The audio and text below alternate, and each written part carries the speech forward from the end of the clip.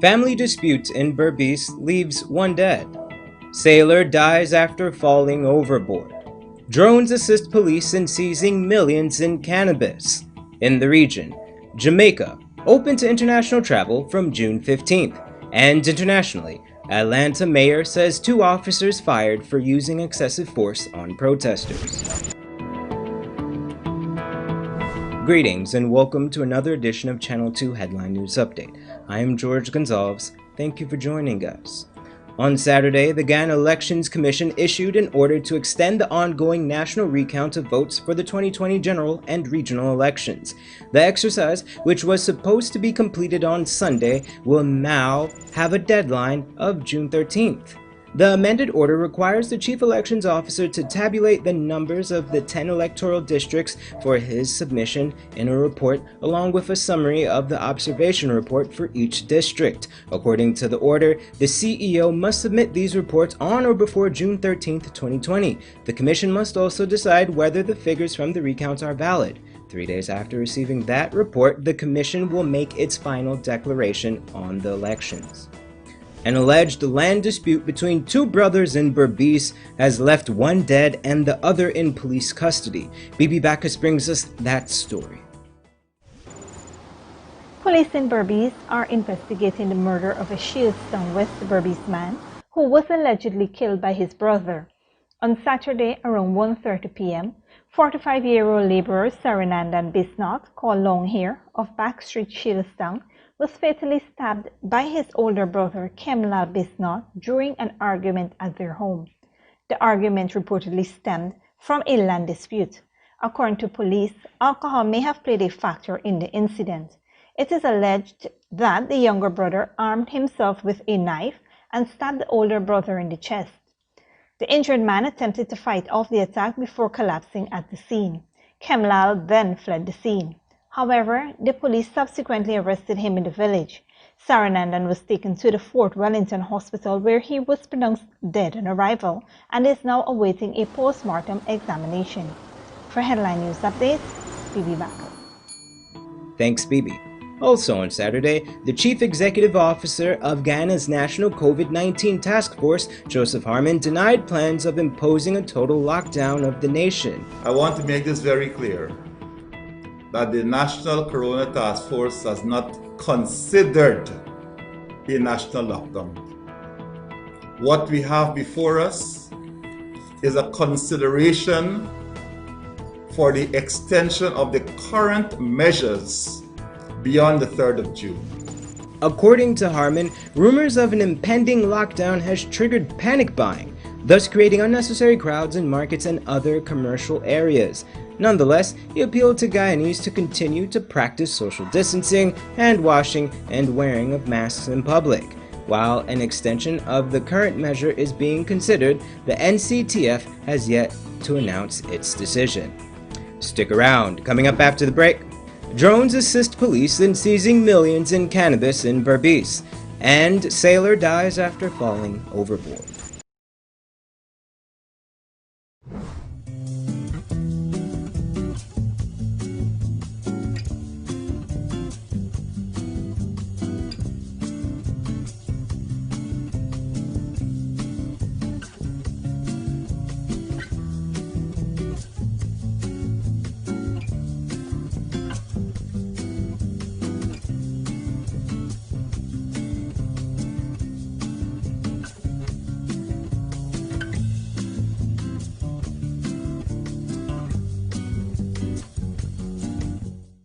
Smart Minds Educational Institute, offering preschool, nursery, and primary levels. Finally, a school that is every parent's dream. Located at 69 Crow Street, offering academic excellence, trained qualified teachers, small class sizes, personalized gear, and one-to-one attention for your little ones. At Smart Minds, register for full-time or evening classes, daily practice pass exam papers for proficiency at the grade 2, 4, and 6 assessment, and CXE exam preparedness. Or join our Becca-Phonics reading and writing program. So if your child is for preschool, nursery, or primary level, come to Smart Mind, located at 69 Street, or call 231-4885 or 600-9229 to enroll now.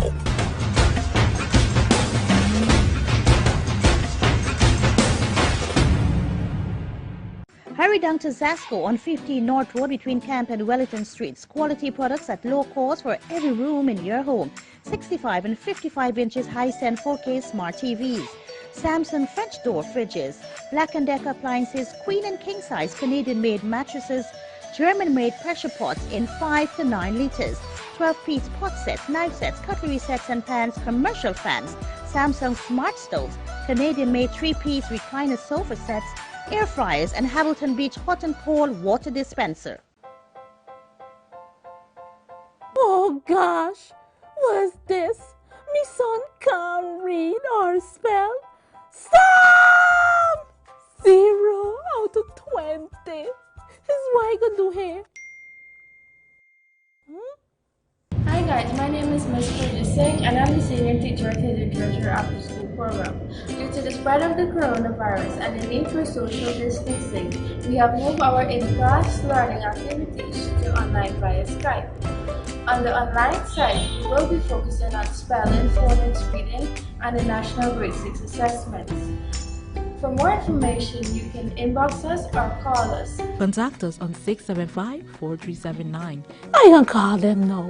Hidden Treasures, discovering gems in young minds.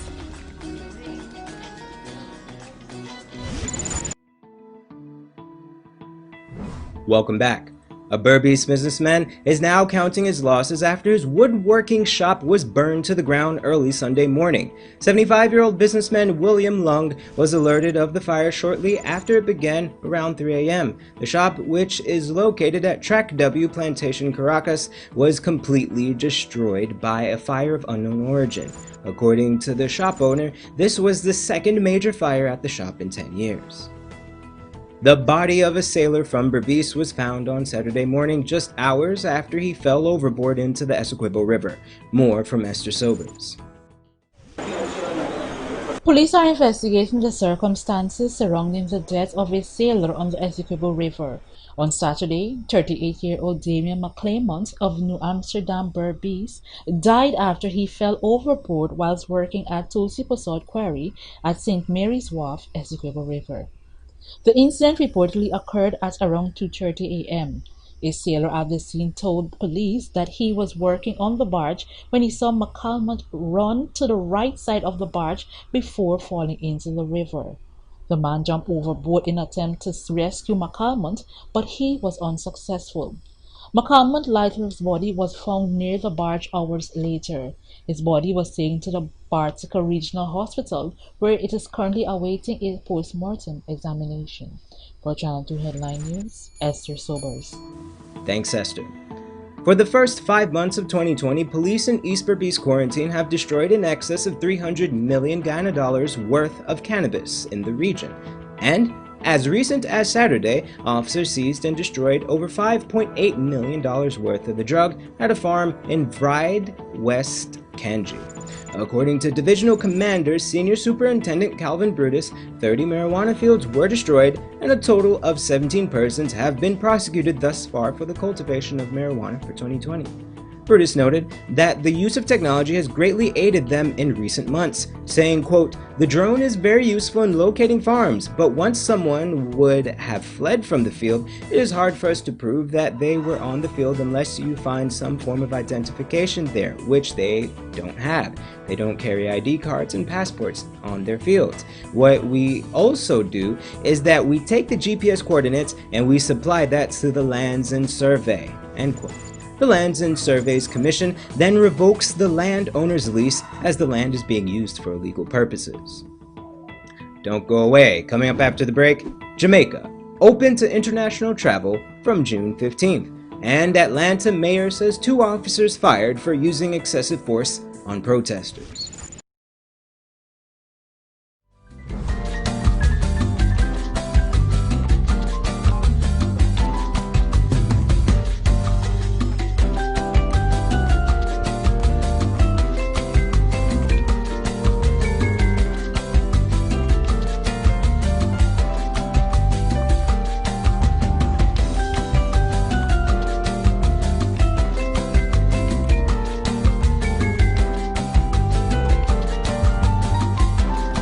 Smart Minds Educational Institute, offering preschool, nursery, and primary levels. Finally, a school that is every parent's dream. Located at 69 Crow Street, offering academic excellence, trained qualified teachers, small class sizes, personalized care, and one-to-one attention for your little ones. At Smart Minds, register for full-time or evening classes, daily practice pass exam papers for proficiency at the grade 2, 4, and 6 assessment, and CXE exam preparedness. Or join our Becca Phonics reading and writing program. So if your child is for preschool, nursery, or primary level, come to Smart Mind, located at 69 Crow Street, or call 231-4885 or 600-9229 to enroll now.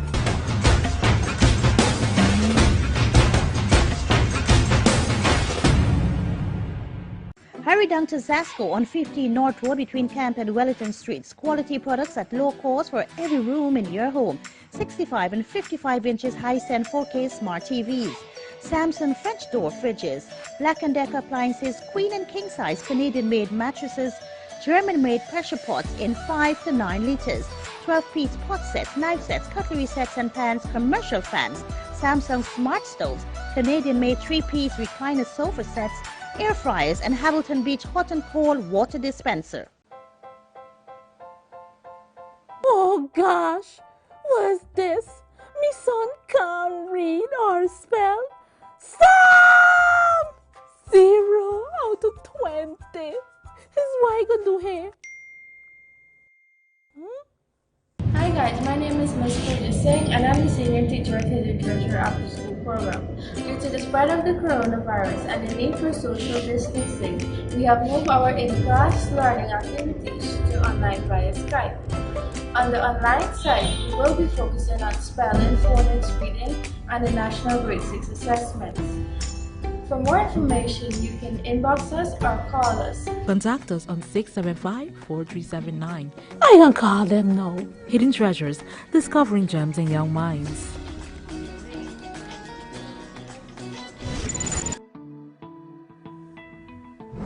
Welcome back. Now we take a look at news in the region and around the world.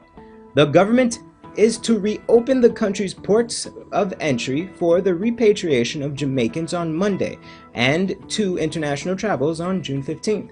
The announcement was made to tourism stakeholders in a letter signed by Minister of Tourism Edmund Bartlett. This comes as Jamaicans head back to work on Monday and various agencies of the state resume operations on a phased basis. Meanwhile, in a statement, Minister of Health Minister Dr. Christopher Tufton reminded Jamaicans that it is now more important than ever for everyone to remain vigilant in their infection protection and control measures to reduce the risk of exposure to COVID-19. End quote. Tufton also reminded the public that the outbreak is not over and everyone must persist in protection measures. Latin American countries are struggling to get the coronavirus outbreak under control. Brazil has now surpassed France to record the 4th highest death toll in the world. Al Jazeera's Alessandro Rampietti reports. The novel coronavirus continues to ravage Brazil, with the number of new infections spiraling out of control. It is becoming increasingly difficult for doctors in the Amazon to continue to venture into the jungle to test for the virus and provide much needed care. We had the boat coming once a month, but due to the pandemic in Manaus, they stopped coming and we've been left unprotected. Thank God they came back now and they're seeing people and testing, which for us, here in the interior, is impossible.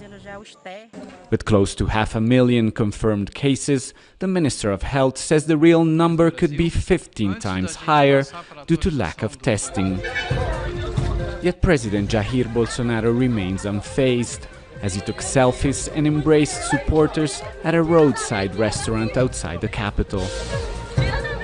And Brazil is not alone. Cases have spiked in Chile too. The country has now surpassed China with more than 94,000 confirmed cases. Hospitals are running out of beds in the capital, Santiago, and authorities are concerned that young people flaunting social distancing guidelines might be contributing to the spread of the virus. We've seen a particular situation that worries us. We've seen that more than 50% of people who are infected are young people under 40, and we've seen that about 12% of people who are hospitalised are also young people under 40. Deaths and infections are also on the rise in Colombia, which has so far managed to slow the spread of the virus with one of the earliest and strictest lockdowns. But the government, worried by the high level of unemployment that reached 20% in April, have announced the reopening of stores and malls on Monday. Yet some mayors, like in the capital Bogotá, decided to extend the lockdown measures until June 15th. Mexico too is bracing for a planned easing of restrictions next week. While deaths and infections keep rising, doctors and nurses took to the streets of the capital Mexico City to protest the deaths of their colleagues and a lack of supplies, in a country they fear might be reopening too fast. Alessandro Ampietti, Al Jazeera. People in cities across the U.S. have defied curfews to continue protesting against police brutality. In Atlanta, 2 police officers have been fired for using excessive force. Al Jazeera's Rob Reynolds reports. Police misconduct amid nationwide protests over police misconduct. Here, police in riot gear surround a car with 2 young black people inside. One slashes a tire. Another smashes the driver's window. The young woman is tased and violently dragged out, although she is not resisting.